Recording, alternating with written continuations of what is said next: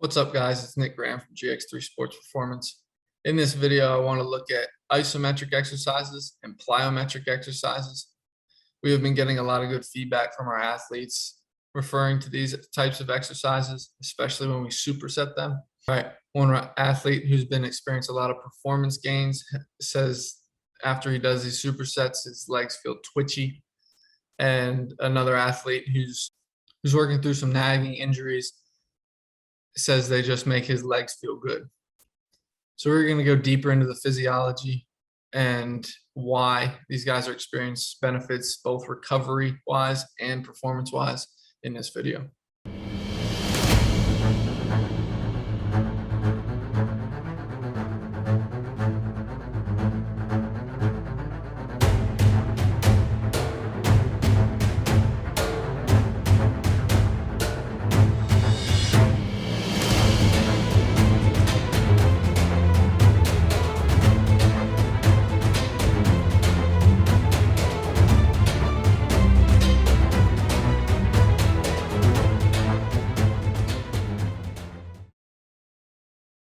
We're going to go over both of these exercises one by one and look at research studies that support these responses and feedback from these athletes.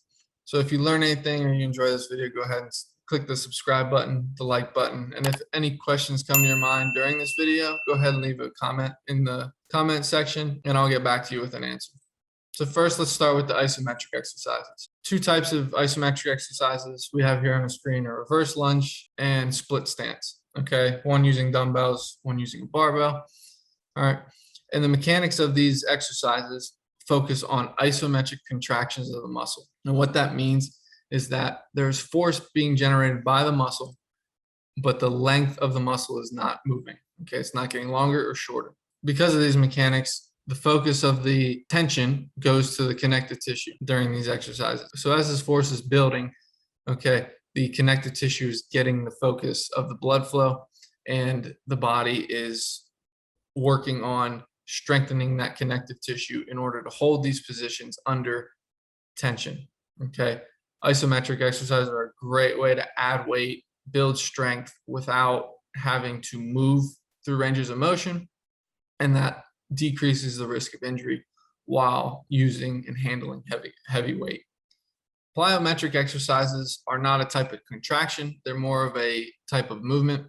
Okay, and we have intensive and extensive plyometric exercises. Intensive means maximum effort. You're trying to jump as high as you can, jump as far as you can, along those lines.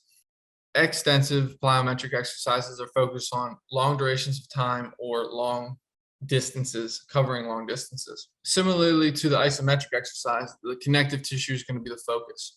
Okay, you can see in these videos, I'm holding a consistent knee angle, but I'm still moving my ankles and putting force on the ground, creating movement. When the body learns to hold a position in one segment, whether that's your lower leg or your thigh, the connective tissue builds elasticity and learns to dissipate force from the ground and doesn't require as much muscle action to reverse that force and put it back into the ground. So these exercises are great for creating quickness and spring, allowing the connective tissue to be the main focus of that force and redirection of that force, with holding a consistent muscle contraction and angle in supporting joints. That's where the buildup of the connective tissue comes from, and that spring or elasticity is built. So let's look at some research studies to prove these points. Okay, we can make claims all we want, but if there's not support behind it, we're just guessing. So in this first study we're looking at plyometric rhythmic movements and how that affects blood flow to an area. This research paper is a little dated. All right, this is the technology that they had to use. In this experiment, they used a force plate and an apparatus to measure the size of the calf in order to measure the blood flow to the area. So in this experiment, the subject pushed on those plates every second rhythmically, and the blood flow was measured. And they did that for a duration of time. And they did a measurement at 9 kilograms of resistance and 15 kilograms of resistance. and measure the blood flow accordingly. So if we go to the table, without going through all the details of the study that can get pretty confusing and scientific, we look at this table, it sums it up pretty well. And we look at the 9 kilogram resistance. We see 2 to 5 cc's of resting volume, 28 cc's of flow towards the end of the exercise. Okay, so after that calf muscle experiencing some fatigue, they measured how much blood flow is going through. And then you go to the next number, which is 45 cc's, which is a big increase. Okay, and that is measured immediately after exercise, which shows that there is a big rush of blood to the affected area or the isolated area at the end of the exercise, which will promote recovery because blood carries all the nutrients that your body needs to heal itself and rebuild itself. And then we go over to the 15 kilogram resistance column. Again, resting volume 2 to 5 cc's. A similar volume with 30 cc's towards the end of the exercise. Okay, so as the muscles are being used, it can't hold that much blood. All right, so you're going to see a relatively close number there while the exercise is going on. And then you go look at the volume at the immediately after the exercise, and you see a very, very big jump. Okay, you're more than doubling the volume immediately after exercise. And again, that goes into the recovery aspect of these plyometric exercises. Once you are done, that the body is sending a lot of blood volume to that area in order to rebuild and nourish that area. So now let's go to the isometric exercise and focus on the blood flow aspect of it. In this study, we're looking at an isometric contraction for 5 seconds on, 5 seconds off, and then we are increasing the intensity of the contraction. We can see that intramuscular pressure increased with increasing tension. Okay, so the harder you contract that muscle, the more blood is going. For instance, at 5% muscle volume contraction, the pressure ranged from around 1.3 to 6.0 kilopascals of pressure, and during 50% muscle volume contraction, from 9.3 to 31.9 kilopascals of pressure. All right, so a big pressure difference between a big contraction difference. The harder you contract, the more blood's getting pumped into that muscle belly and the more nourishment's going into it. One graph from this study shows that as we are contracting, we are resting here for 5 seconds, and then we contract, and you can see the pressure of blood here. It goes down as we're resting, and then as soon as we start to contract, it comes back up. Okay, the body knows contraction, send recruitments of blood there so that the body can function and we can take care of ourselves. So pay attention to the exercise here. As I drop into this position, you'll see the muscles contract and they will stay contracted. Okay, you won't be able to see any volume increase, all right, to the naked eye, but you see how the muscles contract and they don't decompress. All right, so that pressure is there. It's there and it's continuous. It might have a slight decrease based on this. If we relax at all, it'll have a slight decrease in pressure, but that pressure is still there. So we can see why these two exercises will benefit the recovery aspect of athletes. Let's go to the performance aspect of it. So in this study, we're looking at a plyometric program that was 14 weeks long.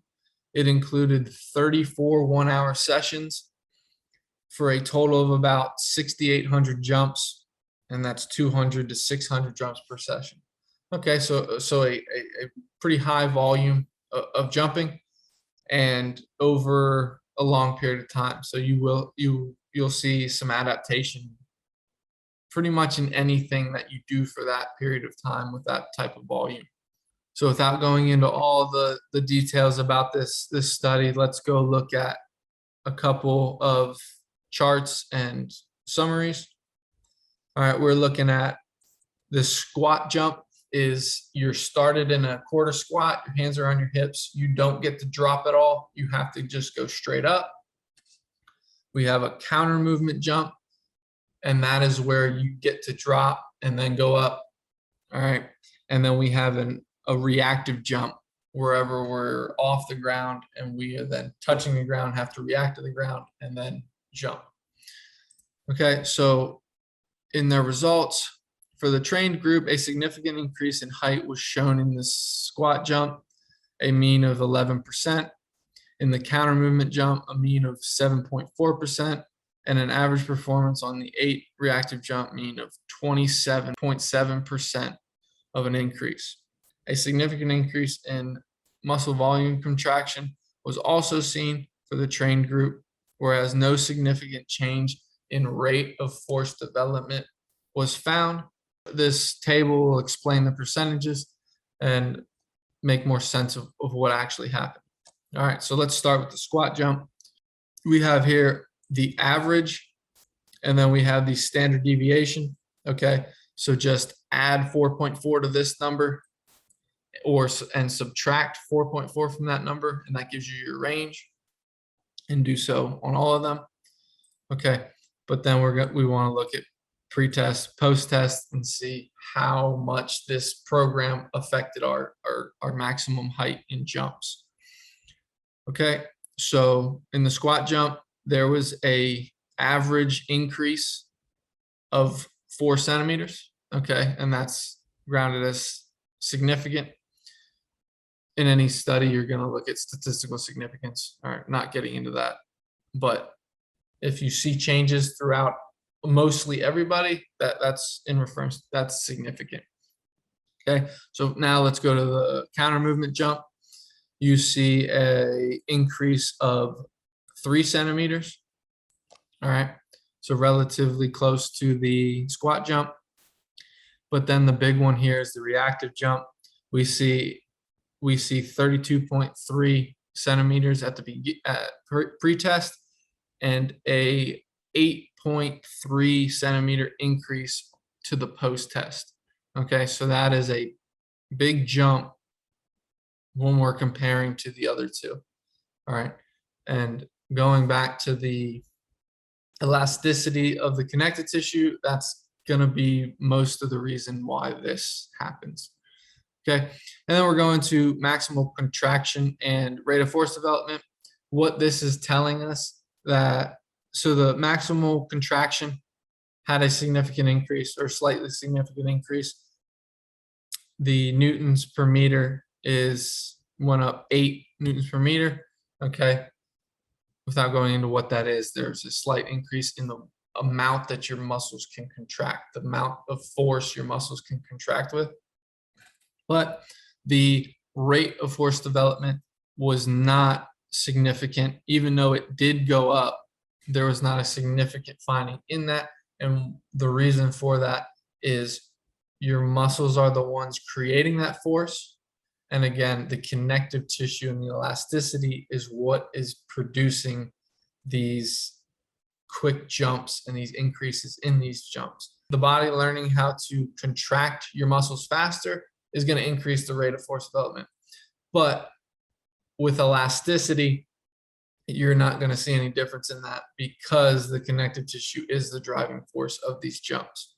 So just for some context in this study, they say, nevertheless, it has recently been shown that changes in the tendon cross-sectional area seem to be inhomogeneous and rather occur near the tendon insertions as observed on the patellar tendon, your kneecap, after 9 and 12 weeks of knee extension heavy resistance training, even if the results are concerning change to the Achilles tendon cross-sectional area are similar to those of another study.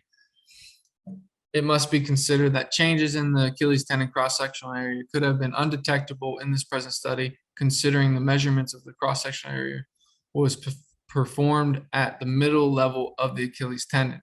So in other studies, it has been proven that whenever a tendon increases its density, its cross-sectional area, just meaning if you're looking, think of it like a spider web. If that spider web is more dense, if there's more fibers in that spider web, it's stronger. Okay. And what the previous studies say is that that density builds near the muscle. Okay. If you have a muscle and a tendon, all right, wherever the muscle and the tendon are close together, where they attach, that area is going to become more dense. But the middle of the tendon isn't going to experience that same type of adaptation. So as described in the present study, appropriate mechanical loading can result in positive changes in tendinous structure and may lead to improved performance, whereas excessive loading may induce tendon degeneration. Okay. So as in all exercise, if you're overloading the tissues too much, you're going to be doing harm, not good. Okay. If the tissues don't have the nutrients it needs to perform, and they're broken down, loading it up is not doing any good. So doing more reps and working harder isn't always going to benefit you. It might feel like you're working hard, but you could be doing damage to the body. So all in all, plyometric training enhances the muscular tension transmission and storage recoil of elastic energy via a decrease in energy dissipated by tendon structures and an upward trend in Achilles tendon stiffness. Okay, again, going back to the spider web, the more fibers in that spider web, the bouncier it's going to be. Okay, the stronger it's going to be. It's still going to move, but it's not going to break as easy. And that's where you see those increases in elasticity and spring, as you'll see with the naked eye. Thus, long-term plyometric training induced changes in mechanical properties of the tendon structure, which partially explain the performance improvements, but may also increase the risk of muscle or tendon injuries. Again, if you're doing too much, you're going to get hurt. You have to be level with your recovery and your training. Otherwise, all your training is going to waste and your performance will go down instead of improve. So that is a very important aspect of all training, not just plyometric and isometric, all training. The body has to be prepared to work to be able to build itself back up. So again, if you learned anything from this video or you enjoyed it, go ahead, click the subscribe button, the like button, and leave any comments if you came up with any questions. And if you're looking for help with your programming, reach out to us through email. Links are in the description. And if you would like access to our database of exercise videos seen here, go ahead to our website and subscribe, and we will send you a link to these exercises on our YouTube page that are private.